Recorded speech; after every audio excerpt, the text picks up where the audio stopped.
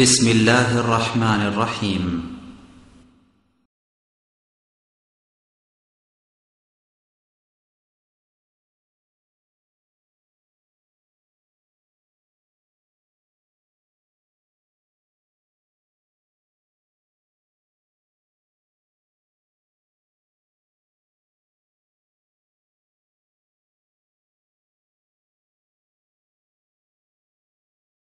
كل بدعة ضلالة وكل ضلالة في النار. أما بعد فقد قال الله تبارك وتعالى في الكلام المجيد والفرقان الحميد بعد أعوذ بالله من الشيطان الرجيم. يا أيها الذين آمنوا اتقوا الله حق تقاته ولا تموتن إلا وأنتم مسلمون. يا أيها الناس اتقوا ربكم الذي خلقكم من نفس واحدة وخلق منها زوجها وبث منهما رجالا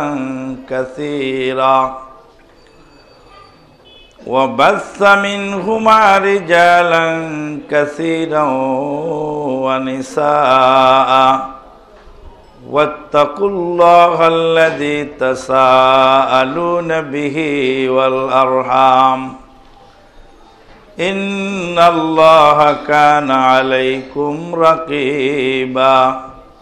يا أيها الذين آمنوا اتقوا الله وقولوا قولا سديدا يصلح لكم أعمالكم ويغفر لكم ذنوبكم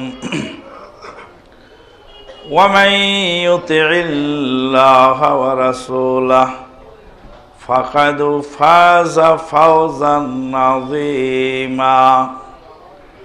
وقال تعالى ومن الناس من يتخذ من دون الله أندادا يحبونهم كحب الله والذين آمنوا أشد حبا لله ولو يرى الذين ظلموا إذ يرون العذاب أن القوة لله جميعا وأن الله شديد العقاب. আল্লাহ পাকের অশেষ মেহেরবানিতে গত জুমায় আমরা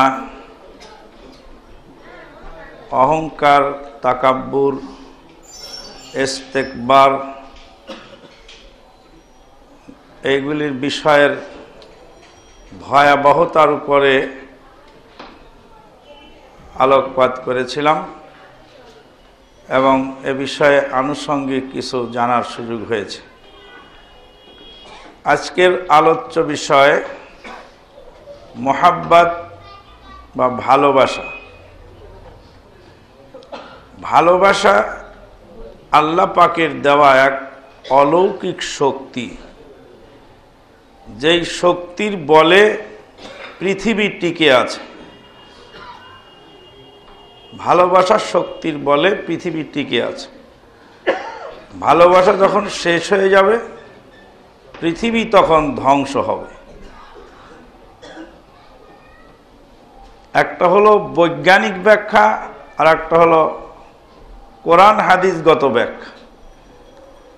হাদিসগত ব্যাখ্যা হলো এই, জিবরিল আমিন আলাইহিস সালাতু ওয়াস সালাম রাসূলুল্লাহ সাল্লাল্লাহু আলাইহি সাল্লামকে জিজ্ঞেস করলেন যে কিয়ামত কখন হবে, কিয়ামত ফাখবিরনি আনিস সাআহ, কিয়ামত সম্পর্কে আমাকে খবর দিন। নবী সাল্লাল্লাহু আলাইহি ওয়াসাল্লাম বলেন, মাল মাসউলু আনহা বিআলামি মিনাস সাইল। যাকে প্রশ্ন করা হয়েছে উনি বেশি জানেন না প্রশ্নকারীর চেয়ে। তুমিও যেমন আমিও তেমন, এ ব্যাপারে আমার কোনো এলেম নাই। এলেম আল্লাহ পাক নিজের কাছে রেখেছেন।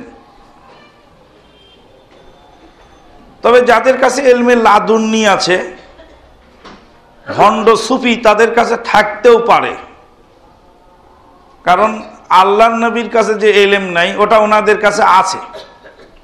নাউযুবিল্লাহ মিন যালিক। আল্লাহর নবী সাল্লাল্লাহু আলাইহি ওয়াসাল্লাম বললেন, লাইলাতুল কদর কোন রাত্রিতে হবে আমি জানি না। রমাদান মাসের শেষ দশকের বেজর রাত্রিতে তালাশ করো। আর ভণ্ড সুফিরা 27 তারিখ নির্ধারণ করে রেখেছেন। সরকার বাহাদুরও 27 তারিখে ছুটি ঘোষণা করছেন। হাফেজ সাহেবও খতম পড়ছেন। মসজিদে মসজিদে খতম তারাবির মহড়া চলছে 27-এর রাত্রিতে। তা নবী সাল্লাল্লাহু আলাইহি ওয়াসাল্লাম বলতে পারলেন না যে কোন রাত্রিতে লাইলাতুল কদর হবে, কিন্তু ওনারা যে পারেন, তা কাজেই হয়তো কিয়ামতের খবর হতেও পারে। মানুষকে বোকা বানালে কি এভাবেই বানাতে হয়? আর মানুষকে এভাবেই বোকা হয়? কোরআন হাদিস যারা জানে না তাদের মতো অধম দুনিয়াতে নেই। তাদেরকে যে কোনো কিছু বলে বিশ্বাস করানো সম্ভব। কোরআন হাদিসের সার্চলাইট যাদের কাছে আছে তাদেরকে কোনো ক্রমে বিভ্রান্ত করা সম্ভব নয়। ওই জন্য এলেম হাসিল করাটা খুব জরুরি বিষয়। নবী সাল্লাল্লাহু আলাইহি ওয়াসাল্লামকে প্রশ্ন করা হলো, আল্লাহর নবী সাল্লাল্লাহু আলাইহি ওয়াসাল্লাম বলছেন যে কিয়ামত কখন হবে ওটা আমি বলতে পারবো না। আমাদের আহলে হাদিস জামাতের অনেক ভাই আছেন, কোনো আলেমকে প্রশ্ন করলে পাবলিক আগেই উত্তর দিয়ে ফেলে, অ্যাডভান্স, ভেরি ফাস্ট। তাদেরকে এখান থেকে শিক্ষণীয় বিষয় জানা দরকার যে আল্লাহ নবী বলেছে আমি জানি না। নবী সাল্লাল্লাহু আলাইহি ওয়াসাল্লাম জানেন না কিয়ামত কখন হবে, তার নবুয়তের কোনো ঘাটতি পড়ে নেই। আপনি যদি বলেন যে হাদিস আমি জানি না, তো আপনার এলেমের ঘাটতি পড়বে না? নবী সাল্লাল্লাহু আলাইহি ওয়াসাল্লাম যদি বলতে পারেন যে কিয়ামত কখন হবে আমার কাছে এলেম নাই, তাহলে আমি কি করে বলতে পারি না যে এই বিষয়ে আমার এলেম নাই? যার কাছে আছে তাকে জিজ্ঞেস করেন। আমাকে কেউ কেউ জিজ্ঞেস করে পেপসি 7 আপ হালাল না হারাম, তো কেমিস্টকে জিজ্ঞেস করেন পেপসি 7 আপের মধ্যে কি আছে ওটা আমি জানি না, আমি কেমিস্ট বিদ্যা আমার কাছে নাই, আমি আন্দাজে ফতুয়া দিতে পারবো না যেটা হালাল না হারাম। যার কাছে কেমিস্ট্রি বিদ্যা আছে তাকে জিজ্ঞেস করেন, আর না হলে ল্যাবরেটরিতে পাঠিয়ে দেন, চেক হয়ে আসুক। নিশ্চিত প্রমাণ যখন পাওয়া যাবে যে এর মধ্যে অবৈধ কিছু আছে, ওই প্রমাণ যিনি করতে পারবেন তিনিই বলবেন, অথবা ওই প্রমাণ যার হাতে আছে উনি বলবেন, যার নাই তার বলার অধিকার নেই। অনুমান করে আন্দাজ করে কোনো ফতোয়া দেওয়া শরীয়তে বৈধ নয়।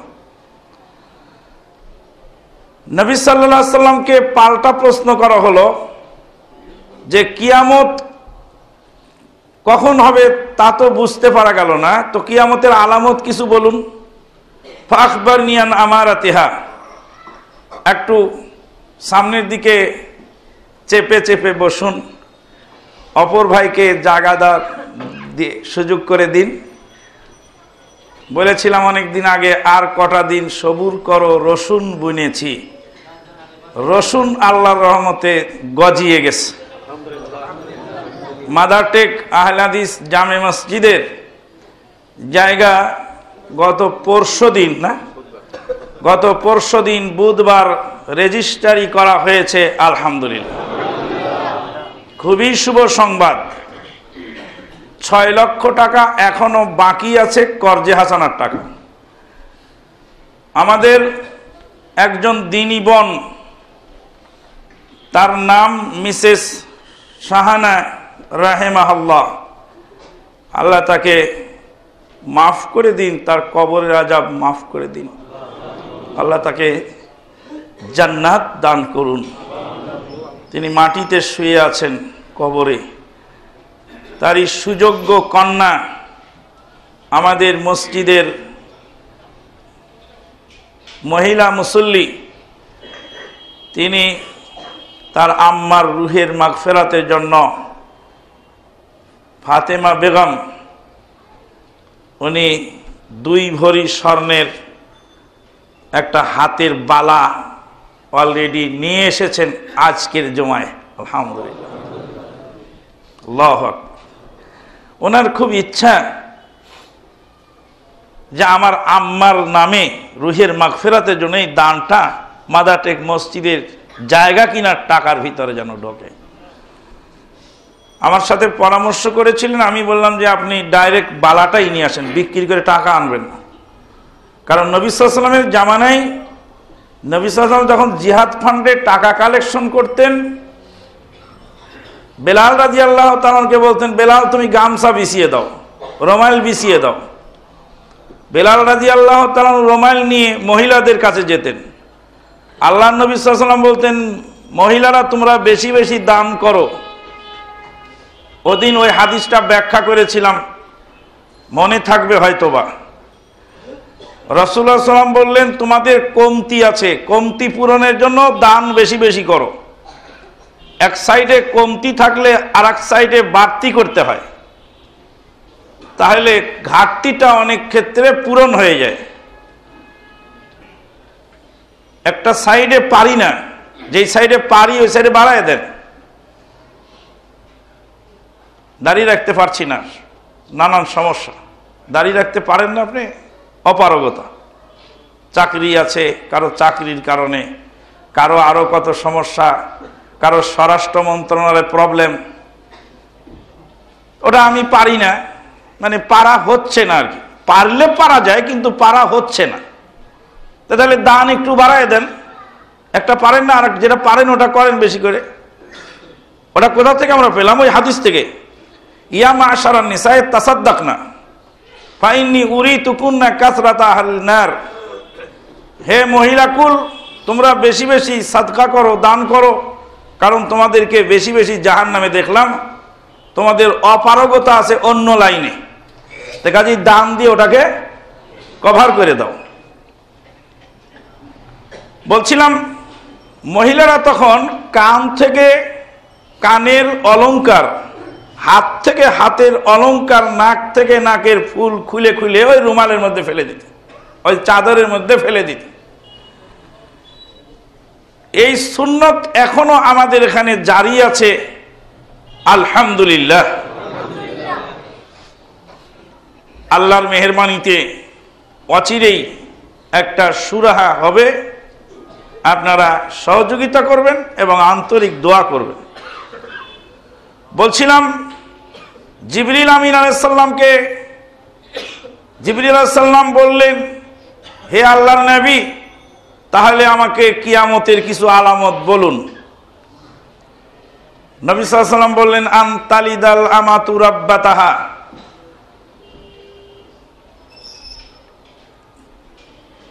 দাসী জন্ম দিবে তার মনিবকে, ছেলে জন্ম দিবে মা, মা হবে দাসী আর ছেলে হবে মুনিব। এটা হলো কিয়ামতের আলামতের হাদিসে জিবরিলের প্রথম কথা। তার মানে মায়ের সাথে দুর্ব্যবহার করা হবে, মা এবং বেটার সাথে, মা এবং বেটির সাথে সম্পর্কের চরম অবনতি হবে। হাদিসের ভাষা, মা এবং বেটা, মা এবং বেটি, মা এবং সন্তান, পৃথিবীর বুকে এত পাওয়ারফুল সম্পর্ক আর নাই।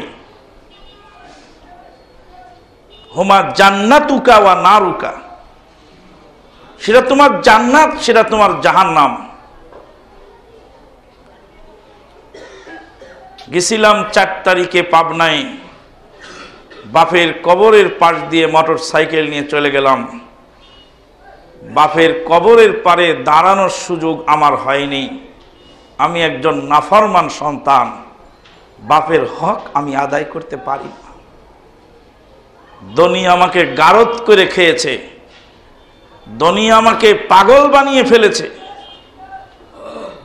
বাপের কবরের পারে দাঁড়িয়ে বাপের জন্য দোয়া করব ওটুকু সুযোগ আমার হয়নি। আমি একজন অবাধ্য সন্তান, আমি অপরাধী।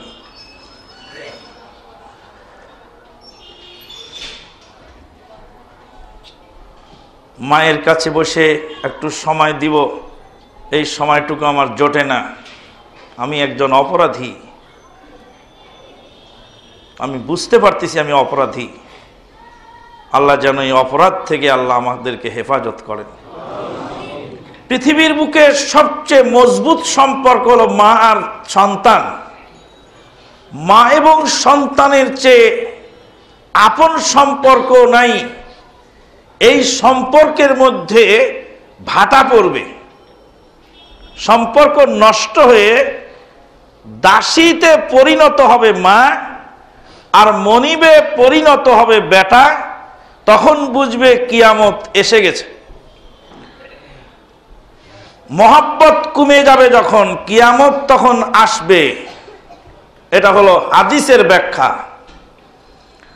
সিমেন্ট এবং বালু আর ইট, তিনটা জিনিস সিমেন্ট আর বালু মিশিয়ে ইট দিয়ে গাঁথা হয়েছে। সিমেন্ট বালুকে মহব্বত করেছে, বালু সিমেন্টকে মহব্বত করেছে। সিমেন্ট বালু দুইজন মিলে ইটকে চেপে ধরে রেখেছে বুকে জড়িয়ে। যতদিন সিমেন্টের টেম্পার থাকবে, যতদিন বালুর টেম্পার থাকবে, যতদিন ইটের এই মহব্বতের টেম্পার থাকবে, ততদিন বিল্ডিং টিকবে। আর যখনই টেম্পার নষ্ট হবে তখনই ধস ধস করে খসে খসে পড়বে, একাই খসে পড়বে। ইযা শামসু কুওয়াত ওয়া ইযা নুজুমুন কাদারাত ইযা সামাউন ফাতারাত। যখন আসমান বিদীর্ণ হবে, নক্ষত্ররাজি খসে পড়বে, নক্ষত্র সূর্যের আলো নিষ্প্রভ হবে, এক একটা করে নক্ষত্র ছিটকে ছিটকে পড়বে। বিল্ডিং এর চলটা ধরে সিমেন্ট থাপ করে পড়ে যায়, দেখেন না? টেম্পার নষ্ট হয়ে যায়, ওর ধারণ ক্ষমতা আর নাই, ওকে আঁকড়ে রাখতে পারেনি। যেই মধ্যাকর্ষণ শক্তি দিয়ে আল্লাহ পৃথিবীকে গেঁথেছেন, বেঁধেছেন, সেই মধ্যাকর্ষণ শক্তিটাও একটি মহব্বত। উত্তর মেরুতে, দক্ষিণ মেরুতে আল্লাহ পাক ম্যাগনেট দিয়েছেন, মধ্যাকর্ষণ শক্তি। আর উত্তর মেরু দক্ষিণ মেরুর ম্যাগনেটে পৃথিবী শূন্যের মধ্যে ঝুলছে, পৃথিবীকে টেনে ধরে রেখেছে, মহব্বতে যেতে দিচ্ছে না। এই মধ্যাকর্ষণ শক্তির এই ম্যাগনেট, এই পাওয়ারফুল ক্ষমতা, ধারণ ক্ষমতা, আকর্ষণ যেদিন শেষ হবে সেদিন দুনিয়া ধ্বংস হবে। মায়ের প্রতি বেটার আকর্ষণ নষ্ট হবে, বেটার সাথে মায়ের আকর্ষণ নষ্ট হবে। মার চেহারা বেটা দেখতে পারে না, আর বেটার নাম মা শুনতে পারে না। যখন ঘটবে তখন বুঝবে কিয়ামত আসছে। চন্দ্র সূর্য নক্ষত্র রাজি সবকিছুকে আল্লাহ সেট করে রেখেছেন, একা একাই সবগুলি খসে খসে পড়বে, একজন আর একজনকে চেপে ধরে রাখতে পারবে না। তাহলে মহব্বত নষ্ট হলে দুনিয়া ধ্বংস হবে। মহব্বতের শক্তি দিয়ে আল্লাহ পাক পৃথিবীকে টিকিয়ে রেখেছেন। আল্লাহর কসম, মা যদি ছেলেকে মহব্বত না করত, সারা রাত ভরে যে ক্যাঁ ক্যাঁ করেছে, কখন গলা টিপে মেরে ওকে ডাস্টবিনে ফেলে দিয়েছে, ল্যাপ মুড়ি দিয়ে ঘুমাতো। শুধুমাত্র মহব্বতের কারণে সারা রাতে এক বিন্দু ঘুমাতে দিল না, সারা রাত মাটি হয়ে গেল প্যাঁ প্যাঁ করতে করতে। তারপরেও বেটাটাকে মারে না কেন? মহব্বত, ভালোবাসা। ভালোবাসাটা হলো পাওয়ারফুল জিনিস। যেই ভালোবাসার টানে ৬,০০০ কিলোমিটার দূর থেকে কোনো আত্মীয়র মৃত্যুর খবর শুনলে এমার্জেন্সি ছুটি লাগিয়ে প্রয়োজনে চাকরি ছেড়ে দিয়ে মানুষ চলে আসে। আমার বাপ মরে গেছে, চাকরি দিয়ে কি হবে? আমার স্ত্রী মারা গেছে, আমার চাকরি দিয়ে কি হবে? আমার ছেলে মারা গেছে, আমার চাকরি দিয়ে কি হবে? টাকা দিয়ে আমার কি হবে? আমাকে ছুটি দে, আর না একদম এক্সিট লাগিয়ে আমি চলে যাই। কিসের কারণে? মহব্বতের কারণে। পীরের দরগায় গিয়ে ইমান আমল জীবনের সর্বস্ব জলাঞ্জলি দিয়ে বিলিয়ে দিচ্ছে। কেন? পীরকে ভালোবাসে তাই। রাজনৈতিক নেতা নেত্রীর পদতলে নিজের জীবনকে সফর্দ করে দিয়েছে, তাজা রক্ত রাজপথে ঢেলে দিয়েছে। কেন? নেতা আর নেতিকে ভালোবাসে, ওই জন্য। আল্লাহ পাক দুঃখ করে বলছেন, আউযু বিল্লাহি মিনাশ শাইতানির রাজিম ওয়া মিনান নাসি মান ইয়াত্তাখিযু মিন দুনিল্লাহি আনদাদা ওয়া মিনান নাসি মান ইয়াত্তাখিযু মিন দুনিল্লাহি আনদাদা ইউহিব্বুনাহুম কাহুব্বিল্লাহ ওয়াল্লাযীনা আমানু আশাদ্দু হুব্বাল লিল্লাহ। মানুষের মধ্যে কিছু মানুষ আছে এমন, যারা গায়রুল্লাহকে নিজের পূজনীয় মনে করে নিয়ে বরণ করে নিয়েছে। ওয়ামিনান নাসি মান ইয়াত্তাখিযু মিন দুনিল্লাহি আনদাদা ইউহিব্বুনাহুম কাহুব্বিল্লাহ। তাদেরকে এমন ভালোবাসে যেমন ভালোবাসা আল্লাহর প্রতি করা উচিত ছিল। তুমি মুসলমানের ছেলে, কার লাগিয়া জীবন দিলে, রক্ত দিলে ঢেলে, জীবন দিলে রক্ত দিলে, কার লাগিয়া কোন সে দলে? প্রশ্ন তোমার, ইসলামী দল ঐক্য কেন নয়? তাই বলি কি চাইবে তুমি বাতিলের বিজয়? তুমি মুসলমানের ছেলে, কার লাগিয়া রক্ত দিলে, জীবন দিলে ঢেলে। রক্ত কার জন্য দিলে?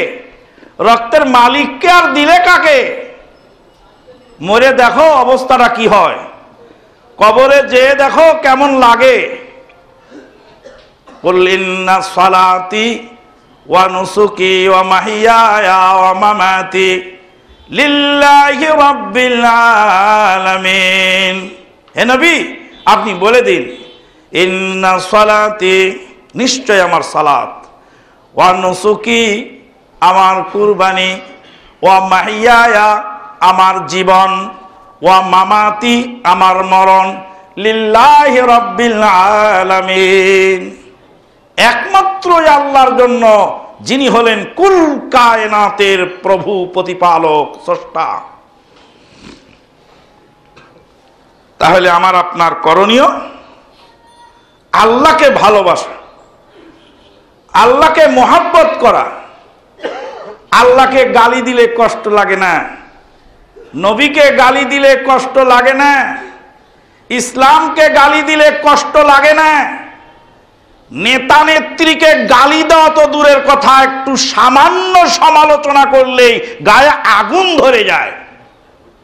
তুমি কয় নম্বরের মুসলমান বিছানায় শুয়ে বুকে হাত দিয়ে তারপরে আল্লাহর কাছে জরিপ করো আর বলো যে আমি কয় নম্বরের মুসলমান। আল্লাহ পাক বলছেন, আল্লাহকে যেরকম ভালোবাসা দরকার ছিল, সেই ভালোবাসে গায়রুল্লাহকে। পীর সাহেবকে ভালোবাসে, ওই জন্য অমুকরে কিলাও। পীর সাহেব বলে দিলেন মাওলানা শফিউল্লাহ সাহেবকে লাথি মারো, আর ওই লোক গিয়ে মাওলানা শফিউল্লাহ সাহেবের বুকে মারলেন এক ঘুষি। ঘুষি মারার সাথে সাথে মাওলানা শফিউল্লাহ সাহেব বুক ধরে পড়ে গিয়ে বলেন, ইন্না লিল্লাহি ওয়া ইন্না ইলাইহি রাজিউন। ওটা থমকে দাঁড়িয়ে গেল। পাগল হলেও তো এত পাগল হয়নি, থমকে দাঁড়িয়ে বলছে লোকটাকে মারছি, আর লোকটা বলছে ইন্না লিল্লাহ। এই আবার কোন কথা? আমার নবীকে মেরেছিল তায়েফের লোক, নবী ক্ষমা করে দিলেন আর বলেন ওদেরকে মাফ করে দাও। আর আমার পীর বলে যে মাওলানা শফিউল্লাহকে মারতে হবে, মারলে নাকি তো এই পীরই ভণ্ড। যে লোক ইন্নালিল্লাহ পড়ছে তাকে আমি মারি কি করে? সাথে সাথে ব্রেন স্ট্রাইক করেছে, মগজটা ঘুরে গেছে। ঘুরে যাওয়ার পরে শফিউল্লাহ সাহেবকে মারতে হবে কেন? অপরাধটা কি? আপনি বলেন আপনার কি অপরাধে আমার পীর সাহেব আপনাকে মারতে বললেন? তো উনি বলে এই কথা আমরা বলি, এরা তোমাদের পীরেরা বিশ্বাস করে না, ওই জন্য আমাকে মারতে বলেছে। আল্লাহর বান্দার সঙ্গে সঙ্গে আহলে হাদিস হয়ে গেলেন, আলহামদুলিল্লাহ। একদিন রাতে হু হু করে কাঁদছেন আমার কাছে আর বলছেন যে আমার জীবনের সব অপরাধের চেয়ে বড় অপরাধ যে আমি মাওলানা শফিউল্লাহ সাহেবের বুকে ঘুষি মেরেছিলাম। যখন মেরেছিলাম তখন উনি বলেছিলেন ইন্না লিল্লাহি ওয়া ইন্না ইলাইহি রাজিউন। একটা শব্দই আমার জীবনের মোড় পরিবর্তন করে দিয়েছে। শফিউল্লাহ সাহেব যদি বলতেন ওই অমুকের বাচ্চা অমুক মানুষকে, তাহলে পরিবর্তন হতো না, ইন্না লিল্লাহ পড়াতে পরিবর্তন হয়েছে। একজন পীরের মুরিদ মাঝে মাঝে আমাদেরকে খুব মোবাইলে গালাগালি করে, পারলে আমি রেকর্ড করে রাখতাম আমার তৌসিফ ভাইয়ের মতো। পাকিস্তানের তৌসিফুর রহমান রাশেদি, ওনাকে সকাল সন্ধ্যায় মানুষ গালাগালি করে সারা দুনিয়া থেকে, উনি আবার রেকর্ড করে রাখে। আমি ও বুঝিও না আর করিও না, দরকারও মনে করি, আমার আল্লাহ রেকর্ড করছে। তো সেদিন ওরকম খুব গালাগালি যখন চরম পর্যায়ে চলে গেল, তখন বললাম যে আপনার পীর সাহেব কি খালি গালাগালি শিখায় না ভালো কিছু শিখায়? ভালোটা বলেন।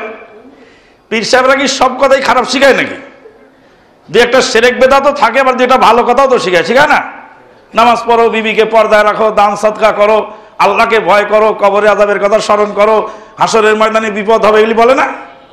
তো ভালো যেটা বলে ওটা বলেন, খারাপটা বলছেন কেন? তো লোক বলছে তোমাকে গালি দিয়েও জুত পেলাম না গো। গালি দিলে পাল্টা গালি দিলে জুত লাগে, আর না লাগলে জুত লাগে না। আমাদের ইমাম সাহেবকেও গালি দিয়েছে কয়েকদিন আগে, ওনাকেই মনে করছে এটা আমানুল্লাহ মাদানী। তো গালি দিয়ে খুব যখন অনেক কিছু বলছে, তো উনি কতক্ষণ পরে বলছে তুমি ঢাকায় আসো, তোমার বিচার হবে, তুমি আসো ঢাকায়, মারবা কি করবা করো, ঢাকায় আসো। তারপর মোবাইল রেখে দিয়েছে। খানিকক্ষণ পরে তুলে দিয়েছে, তখনও গালিগালাজ চলতেই আছে। তা উনি আবার খানা খাচ্ছে আর বলছে যে তুমি ঢাকায় আসো, ঢাকায় না আসলে তোমার এই ফয়সালা হবে না, তুমি আমাকে মারো কাটো যাই করো, ঢাকায় আসো। ওটা রেখে দিছে। খানিক পরে দেখছে আবার গালিগালাজ করতেই আছে।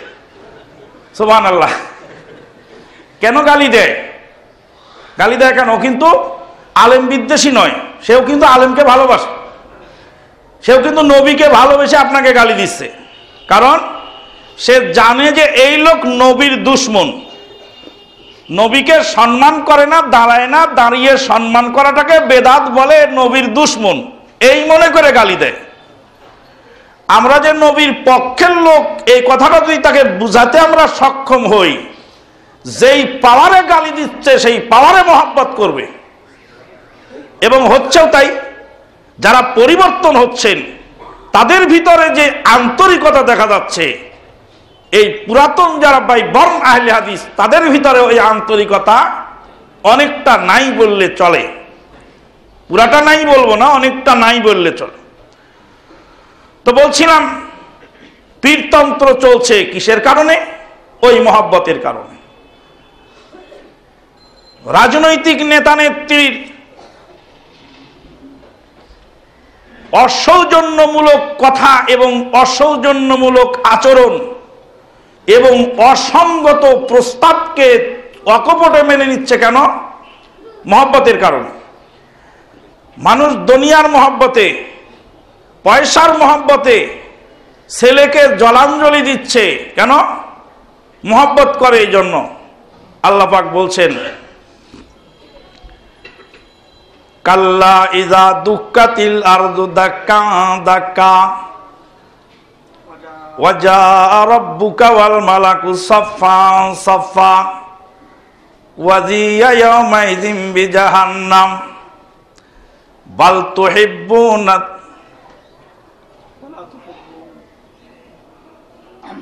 তুহিব্বুনাল মালা হুব্বান জাম্মা ওয়া তাকুলুনাত তুরাসা আকলাল লাম্মা ওয়া তুহিব্বুনাল মালা হুব্বান জাম্মা।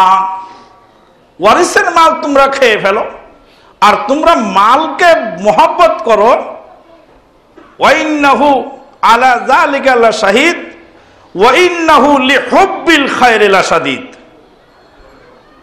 দুনিয়াবি কল্যাণকে কঠিনভাবে ভালোবাসে। বলছিলাম ভালোবাসার কারণে অন্যায় করে, ভালোবাসার কারণে দিনের কাজ করে। আল্লাহকে ভালোবাসতে পারলে তার দ্বারা দিনের কাজ হয়, শয়তানকে ভালোবাসতে পারলে তার দ্বারা অন্যায় কাজ হয়। যদি আল্লাহ এবং তার রাসূল সাল্লাল্লাহু আলাইহি সাল্লামকে প্রকৃত অর্থে ভালোবাসতে পারত, তাহলে তার দ্বারা অন্যায় কাজ হতো না। আল্লাহ পাক বলছেন, ওয়াল্লাযীনা আমানু আশাদ্দু হুব্বাল লিল্লাহ, যারা ঈমানদার তারা আল্লাহকে কঠিনভাবে ভালোবাসে। আল্লাহ পাকের দান হলো এই ভালোবাসা। আল্লাহ পাক বলছেন, আল্লাহ নবী সাল্লাল্লাহু আলাইহি ওয়াসাল্লাম বলছেন, মহব্বতকে আল্লাহ পাক ভালোবাসাকে 100 ভাগে ভাগ করে 99 ভাগ নিজের কাছে রাখলেন, আর 1 ভাগ ভালোবাসা, 1 ভাগ দয়া রহমত, এটা বান্দার মধ্যে, জিন ইনসানের মধ্যে, সমস্ত মাখলুকাতের মধ্যে এটা আল্লাহ পাক বন্টন করে দিলেন। বাচ্চা হওয়ার পরে আমরা বাচ্চাকে গোসল করিয়ে পরিষ্কার করি, আর গরু তার বাচ্চাকে পরিষ্কার করে জিহবা দিয়ে চেটে। গরু তার বাচ্চাকে জিহবা দিয়ে চেটে। হিংস্র বাঘিনী তার নিজের শাবককে জিহবা দিয়ে চেটে পরিষ্কার করে। বিষাক্ত সাপ তার বাচ্চাকে মহব্বত করে। দুর্ধর্ষ ডাকাত তার স্ত্রীর গালে চুমু দেয়। মার্ডার কেসের আসামি, প্রফেশনাল কিলার তার স্ত্রীকে ভালোবাসে, তার ছেলে মেয়েকে ভালোবাসে। ভালোবাসা আল্লাহর দান। ডাকাতের মধ্যেও ভালোবাসা আছে, সাপের মধ্যেও ভালোবাসা আছে, দুর্ধর্ষ শয়তান লোকের মধ্যেও ভালোবাসা আছে, হিংস্র বাঘ বাঘিনীর মধ্যে ভালোবাসা আছে, হিংস্র সিংহের মধ্যে ভালোবাসা আছে। এই ভালোবাসা আল্লাহর ভালোবাসার 99 ভাগ নিজের কাছে রেখেছেন, আর 1 ভাগ বন্টন করে দিয়েছেন। দুনিয়ার শুরু থেকে শেষ পর্যন্ত আল্লাহ পাক এই ভালোবাসা সমস্ত মাখলুকাতের মধ্যে বন্টন করেছেন। উহুদের পাহাড় নবীকে ভালোবাসতো। আল্লাহ নবী সাল্লাল্লাহু আলাইহি ওয়াসাল্লাম বলেন, হাজা জাবালু উহুদ ইউহিব্বুনা ওয়া নুহিব্বুহু। এই উহুদের পাহাড় আমাকে ভালোবাসে, আমি উহুদের পাহাড়কে ভালোবাসি। উহুদের পাহাড় নবীকে ভালোবাসেন কিভাবে আপনি বুঝতে পারবেন? 1 খণ্ড চম্বুক আর 1 খণ্ড লোহা একত্রিত করলে। লোহার চম্বুক একত্রিত করে দিলেন, কাছাকাছি নেওয়ার সাথে সাথে একটার একটাকে ধরে ফেলবে। তারপরে একটাকে ধরে টানবেন, আর ওটার সাথে সাথে ওটাও যেতে থাকবে, ছুটতে চায় না। চম্বুক আবার কি বোঝে? যেটা লোহা, ওকে ভালোবাসতে হবে, ওকে বুকে জড়িয়ে ধরে রাখতে হবে। লোহা আবার কিভাবে বোঝে যে এটা চম্বুক, যে ওটাকে বুকে জড়িয়ে ধরে রাখতে হবে? উহুদের পাহাড় বোঝে নবীকে ভালোবাসতে হবে। মরা খেজুরের গাছের কাণ্ড, মসজিদে নববীর খুঁটি, যেই খুঁটিতে পিঠ লাগিয়ে নবী মুহাম্মদুর রাসূলুল্লাহ সাল্লাল্লাহু আলাইহি ওয়াসাল্লাম খুতবা দিতেন, সেই খেজুরের গাছ নবীর মহব্বতে কাঁদলেন। সহিহ বুখারীর হাদিস দ্বারা প্রমাণিত। সুবহানাল্লাহ। বহুবার বলেছি, আর বলতে চাই না। যারা নতুন শুনলেন ইন্টারনেট দেখে নেবেন। বলছিলাম, মরা খেজুরের গাছের মধ্যে ভালোবাসা আছে, বালু কণার মধ্যে ভালোবাসা আছে, পাহাড়ের মধ্যে ভালোবাসা আছে, আসমান জমিনের মধ্যে ভালোবাসা আছে, পাহাড় পর্বতের মধ্যে ভালোবাসা আছে, পানির মধ্যে ভালোবাসা আছে। ঝর্ণার পানি সাগরের টানে চলে যায়, সাগর আবার উপচায় দেয়, তখন আবার জোয়ার বইতে থাকে।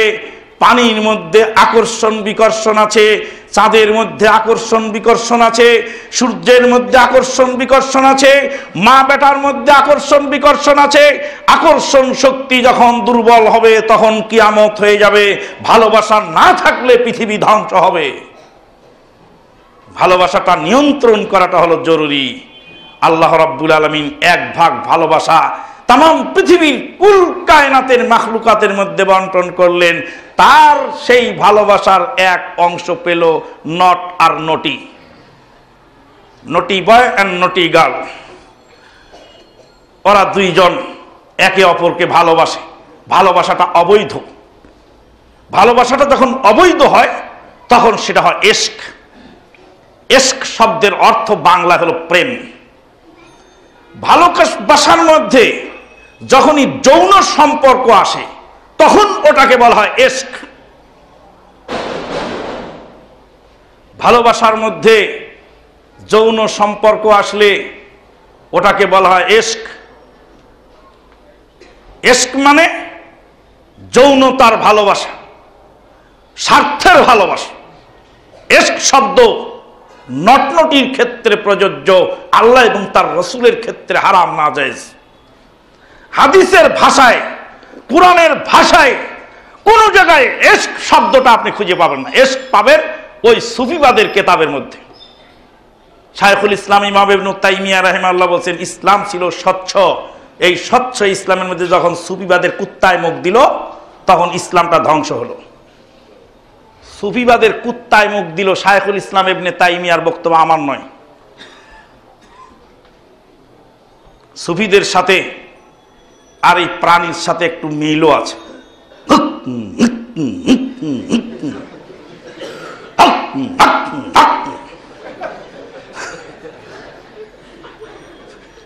মিল আছে। আমি বলি নাই, শায়খুল ইসলাম ইমাম ইবনে তাইমিয়া বলছেন যে এদের সাথে ওদের একটু মিল আছে। খারিজিদেরকে আল্লাহর নবী বলছেন জাহান্নামের কুকুর। খারিজি সম্পর্কে আল্লাহ নবীর মন্তব্যরা জাহান্নামের কুকুর। উলামায়ে কেরামগণ ব্যাখ্যা করেছেন খারিজিরা জাহান্নামের কুকুর হলো, জাহান্নামের কুকুর বলে কেন আল্লাহ নবী তুলনা করলেন? কুত্তা যারে পায় তারে দেখে ঘেউ ঘেউ করে, মেহমানরে দেখে ঘেউ করে, আর বাড়ির মনিবরে দেখলেও ঘেউ করে। আর লোকজন আছে ফকির মিসকিন, অতীত মুসাফির, মন্ত্রী, মিনিস্টার, রাজা বাদশাহ, কারো তামিজ করার সুযোগ হয় না। খারিজিরা যারে দেখে তারে কয় কাফের। খারিজিরা মুসলমানদেরকে সমানে কাফের ফতোয়া দেয়। ওই জন্য খারিজিদের সাথে এই প্রাণীর সাথে মিল আছে। ওই জন্য নবী মুহাম্মদুর রাসূলুল্লাহ সাল্লাল্লাহু আলাইহি ওয়াসাল্লাম বলেন, হুম কিলাবু আহলিন নার, জাহান্নামীদের কুকুর হলো খারিজি। বন্ধুগণ, বলছিলাম সুফিবাদীর কেতাবে ইশক শব্দ এসেছে। ভালোবাসা আল্লাহ একটু দান করলেন, এই ভালোবাসার ঠেলা সামলাতে না পেরে হ্যাপি ভ্যালেন্টাইন ডে আগামীকাল আপনার ছেলে, আপনার মেয়ে, আপনার জায়া জননী রাস্তায় বের হবে, লক্ষ লক্ষ টাকার ফুল কিনবে আর বেচবে, একে অপরকে দিবে। ওই ফুলের ভিতরে যে বিষাক্ত সাপ আছে তুমি জানো না? দেখেছি টেম্পোর ড্রাইভার, তার গাড়িতে একটা ফুল ঝুলানো। সুবহানাল্লাহ, টেম্পোর ড্রাইভারের তো ভালোবাসা থাকে, থাকে না? ও বেচারের এইবার দোষ, কিছু তো মানুষ। বললাম যুবক এটা কি? বলে এটা ভালোবাসার ফুল। বলে ভালোবাসার ফুলের মধ্যে জীবন ধ্বংসকারী যে পোকা আছে তুমি জানো না? আজকে যেই মেয়েটা তোমার হাতে ফুল তুলে দিয়েছে সেই মেয়ে তোমার চরিত্র ধ্বংস করবে, তোমার জীবন ধ্বংস করবে, তোমার লেখাপড়া ধ্বংস করবে, তোমার জীবনকে বরবাদ করে দিবে, তুমি বোঝো না? সেদিন একটা বাচ্চা মেয়েকে দেখলাম নিকনিক করতে করতে যাচ্ছে, বলার কথা ভিতর থেকে ফেটে বের হলো। বলে ওরে সর্বনাশী, কোন বাপের বুকে যে তুই চাকু মারার জন্য বের হয়েছিস তা তো আমি জানি না। কত বাপের বুক হাহাকার করে ফাটে, কত বাপ জীবনের মোড় পরিবর্তন করে ফেলেছে ওই ফুলের কারণে। ওই ফুলের ভিতরে রয়েছে বিষাক্ত সাপ, যা ছবল মেরে তোমার জীবন ধ্বংস করবে। হে মুসলিম কন্যা, মুসলিম ঘরের জায়া জননী, তুমি ভালো করে শুনে রাখো। আর যদি না বুঝতে পারো, মাদার টেক মসজিদের মুয়াজ্জিন মনিরকে জিজ্ঞেস করো। মনির তো এতিম মানুষ, এসেছিল এখানে বাবুর্চির কাজ করতে, ছোটকালে বাপকে হারিয়ে রান্না করতে করতেই আবার দৌড়িয়ে গিয়ে কোরআন নিয়ে বসে, পড়তে পড়তে আল্লাহ পাক কোরআন তার বুকে দান করলো। সে এখন মসজিদের মুয়াজ্জিন হয়ে আবার ক্লাস ছাত্রদের পড়াতেও আছে, আলহামদুলিল্লাহ। ওকে আজকে জিজ্ঞেস করেছি, মনির খুতবা কি বিষয়ে হবে? কয় আজকে খুতবার মধ্যে বলবেন ফুলের সাথে মুসলমানদের কোনো কানেকশন নাই, ফুল হিন্দুদের পূজায় লাগে, মুসলমানদের কোনো ইবাদতে ফুলের কানেকশন নাই। ফুলের সঙ্গে হিন্দুদের কানেকশন, তার মানে এই নয় যে ফুলের সৌরভ আপনি নিতে পারবেন না। ফুলের সৌরভ আপনার থাকবে। আপনার বাড়ির পাশে হেসনাহানা রজনীগন্ধা লাগিয়ে দেন, রাতে সৌরভ আসবে, আল্লাহর জিকির করবেন, আল্লাহকে স্মরণ করবেন, পরিবেশটা ভালো থাকবে, দুর্গন্ধ দূর হবে, মস্তিষ্ক তাজা থাকবে, এটা ঠিক। কিন্তু ফুল কিনতে হবে টাকা দিয়ে, ফুলের জন্য জমিন নষ্ট করতে হবে, ফুলের ব্যবসা করে জীবিকা নির্বাহ করতে হবে, এটা ইসলাম সমর্থন করে নাই। ফুলের সঙ্গে মুসলমানদের ইবাদতের কোনো কানেকশন নাই, কোনো ইবাদতে ফুলের দরকার পড়ে না। হিন্দুদের প্রতিটা পূজায় ফুলের দরকার। এই ফুল হিন্দুদের বেশি প্রয়োজন, আমাদের অতটা প্রয়োজন নাই। ফুল তোমার জীবনকে ধ্বংস করে দিবে হে যুবক, ফুল তোমার জীবনকে ধ্বংস করবে হে যুবতী। কত লক্ষ টাকার ফুল কিনে বিক্রি হবে আগামীকাল, আপনার পকেটের টাকা। বিচারের কাঠগড়ায় আপনাকে ওই টাকার হিসাব দিতে হবে, আপনার ছেলে মেয়ে কোথায় ছিল হিসাব দিতে হবে। আমরা ব্যর্থ হয়ে গেছি, আমরা ব্যর্থ হচ্ছি, আমরা আত্মসমালোচনা করছি। আপনার দোষ দেই নাই, আপনি আবার ভুল বুঝেন না যে আপনাকে দোষ দিয়েছি। আমি নিজেকে বলছি আমি ব্যর্থ, আমি বাপের হক আদায় করতে পারি না, আমি নিজে ব্যর্থ, আমি মায়ের হক আদায় করতে পারি না। আমি বলি নাই আপনি আপনার মায়ের হক আদায় করেন না, আমি বলছি আমি ব্যর্থ। আমি আমার নিজেকে নসিহত করছি। ভালোবাসা থাকতে হবে ইসলামের মাপকাঠির ভিতরে, ভালোবাসা থাকতে হবে কোরআন ও সুন্নাহর মাপকাঠির ভিতরে। ওমা আলাইনা ইল্লাল বালাগ। আকুলু কওলি হাযা আস্তাগফিরুল্লাহ লি ওয়া লাকুম ওয়া লিসাইরিল মুসলিমিন ফাস্তাগফিরুহু মিন কুল্লি যামবিন ওয়া আতুবু ইলাইহি ইন্নাহু হুয়াল গফুরুর রহিম।